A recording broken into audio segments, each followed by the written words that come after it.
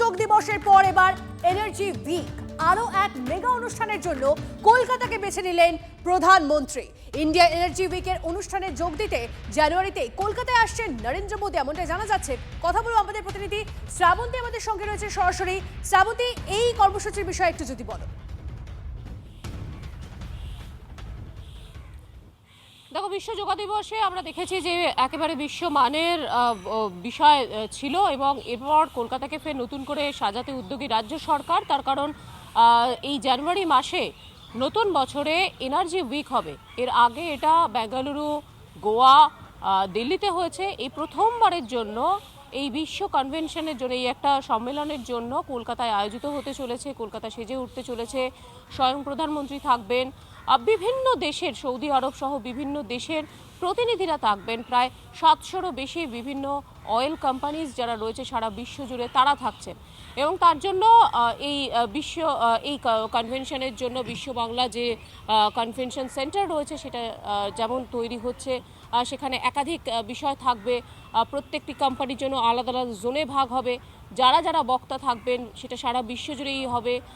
এবং রাজ্যের অন্যান্য রাজ্যের যারা কোম্পানিজের রয়েছেন প্রতিনিধিরা তারাও আসবেন, তাদের জন্য আলাদা আলাদা করে জোন তৈরি হবে। বিভিন্ন ডেলিগেটসের জন্য সারা শহরে একাধিক হোটেল সেগুলো ইতিমধ্যেই বুক করা শুরু হয়ে গেছে। এর মধ্যে তাৎপর্যপূর্ণ হবে যে কিছুদিন আগেই এটা ঘোষণা করা হয়েছিল যে এবার এই বিশ্ব এনার্জি যে এই দিবসটা সেটা কলকাতায় পালিত হবে 28 থেকে 31শে জানুয়ারির মধ্যে এটা তৈরি হবে। কিন্তু তার জন্য কলকাতার খোলনলচে বদলে দিতে চলেছে রাজ্য সরকার।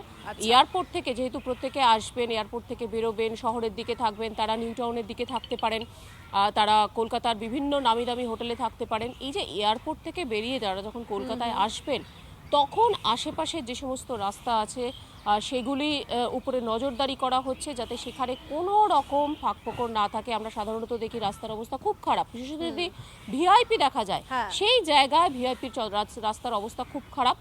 আজকের এই গোটা জায়গাটা পরিদর্শনে বেরোচ্ছেন পূর্ত দফতরের আধিকারিক সহ এয়ারপোর্ট আধিকারিক এবং সেচ দফতরের প্রতিনিধিরা, তারাও থাকছেন। একটি ডবল ডেকার বাসে করে তারা শহর জুড়ে পরিদর্শন করবেন। ফলে বলা যায় এটা অগস্ট মাস এখন থেকে এটা নজরদারি করা শুরু হবে যাতে প্রতিনিধিরা নামলেই একটা বিশ্বমানের শহর সেই রকম একটা জায়গায় এসেছেন। এয়ারপোর্ট থেকে বেরিয়েই এরকম একটা লুক দিতে চাইছে রাজ্য সরকার।